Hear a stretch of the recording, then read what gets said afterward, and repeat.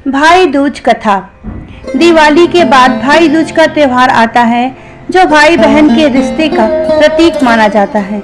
इस साल भाई दूज का त्योहार 14 और 15 नवंबर दोनों ही दिन पड़ रहा है। इस दिन बहनें भाई की सलामती के लिए यमराज की पूजा करने के पश्चात भाई को तिलक लगाती हैं। भाई दूज की पूजा के दौरान भाई दूज की कथा सुनना बेहद महत्वपूर्ण और फलदायक माना जाता है, इसलिए भाई दूज की यह कथा अवश्य ही सुने।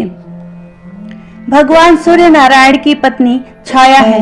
भगवान सूर्य और छाया के पुत्र और पुत्री हैं यमराज और यमुना जी। यमुना जी को अपने भाई यमराज से बड़ा लगाव था। वह उनसे बराबर निवेदन करती रहती थी कि अपने इष्ट मित्रों के साथ आकर उनके घर भोजन करें। काम की व्यस्तता के चलते यमराज जी बहन की बात को टालते रहे। कार्तिक शुक्ल पक्ष का दिन था। यमुना जी अपने भाई को भोजन करने के लिए अपने घर आने के लिए आमंत्रित कर वचनबद्ध कर दिया। यमराज ने सोचा कि मैं तो प्राणों को हरने वाला हूँ, मुझे कोई भी अपने घर नहीं बुलाना चाहता। मेरी बहन जिस सद्भावना से मुझे बुला रही है, मुझे उसका पालन करना चाहिए और यह मेरा धर्म है। बहन के घर आते समय यमराज ने नरक निवास करने वाले जीवों को मुक्त कर दिया। यमराज को अपने घर आया देख यमुना जी की खुशी का ठिकाना नहीं रहा।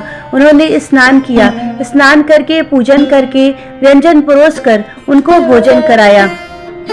यमुना जी द्वारा किए गए आतिथ्य से यमराज जी ने प्रसन्न होकर कहा, बहन मुझसे कोई वर मांगो।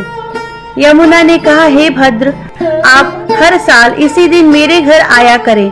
मेरी तरह जो बहन इस दिन अपने भाई को आदर सत्कार करके टीका करे, उसे तुम्हारा भय न रहे। यमराज ने तथास्तु कहकर यमुना को अमूल्य वस्त्राभूषण देकर यमलोक के लिए प्रस्थान किया।